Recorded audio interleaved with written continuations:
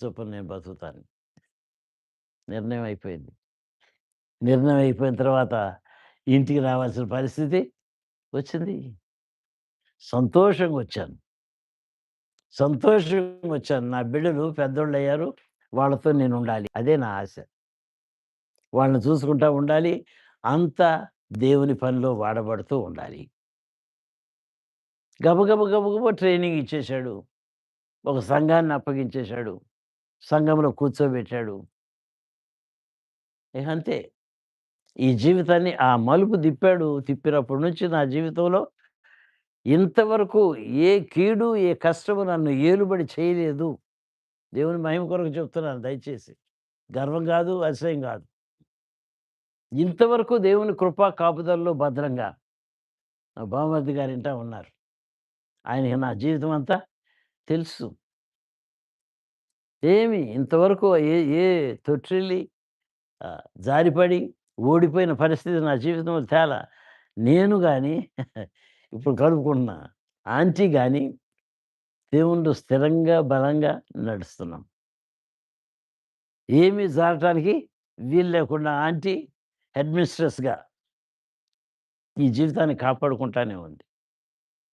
తొందర పడనివ్వలేదు, ఓడిపోనివ్వలేదు.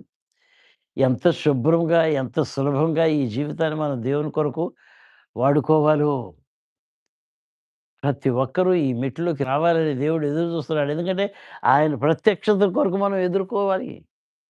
ఆయన వస్తున్నాడు. టైం అయిపోయింది. అరే! యుద్ధం చల్లారదే.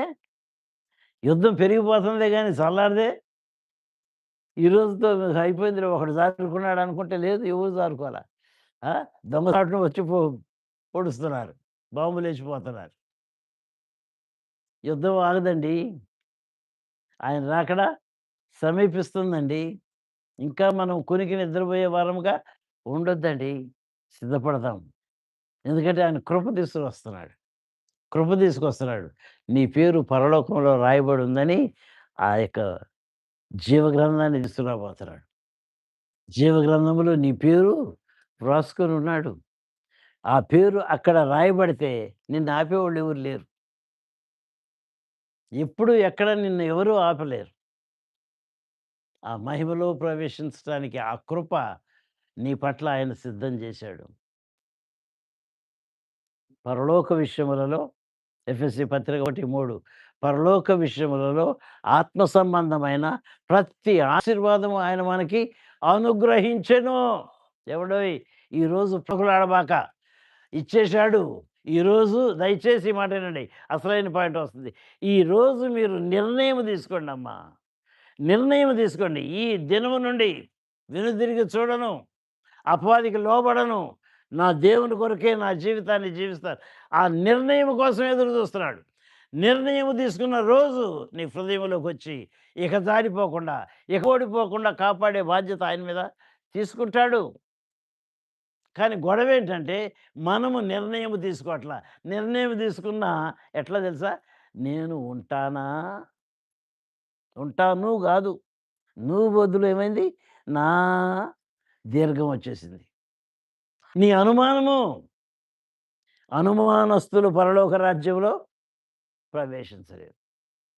కాబట్టి విశ్వాస సంబంధులే దేవుని రాజ్యానికి అర్హులు. తలలు వంచుకుందాము, ప్రార్థన చేసుకుందాము. దేవుడు మన జీవితాన్ని కోరుతూ ఉన్నాడు. అర్పించుకోమని కోరుతూ ఉన్నాడు. ఇక వెనుదిరిగి చూడను ప్రభా! నిన్నే సేవించును. నిన్నే వెంబడిస్తాను. నీ కొరకే జీవిస్తాను ప్రభా! చాలు. ఇన్ని సంవత్సరాలు నా జీవితంలో పొడిగించుకుంటూ వచ్చావు ప్రభా! ఇక నా జీవితాన్ని నీకు అప్పగించుకుంటాను. చూస్తాను ఇక ఎంతకాలం పొడిగిస్తావో నువ్వు. ఈ జీవితాన్ని నీ బలిపీఠం మీద పెడుతూ ఉన్నాను ప్రభా! స్వీకరించు నాయనా నన్ను త్రోసివేయొద్దు ప్రభా! నీ మహిమను నాకు చూపించు ప్రభా! నీలో ఫలభరితముగా చేయి ప్రభా! అని అడుగుదాము. ప్రార్థన చేసుకుందాము. ప్రార్థన చేసుకున్న తర్వాత మన సంఘంలో నుంచి ఒకళ్ళు పురుషుల్లో నుండి, ఒకళ్ళు స్త్రీల్లో నుండి మీకు ఏమనిపించిందో ఈ వాక్యం, ఏం కదిలిచ్చిందో, ఏం ఒప్పించిందో, ఏ నిర్ణయం తీసుకోవడానికి నీవు సిద్ధంగా ఉన్నావో దేవునితో నీవు చెప్పుకో. అత్యంత కృప కలిగిన మా ప్రియ పరలోకపు తండ్రి, నీ పరలోక పాదముల దగ్గరికి మమ్మల్ని క్షేమంగా తోడుకొని వచ్చావు.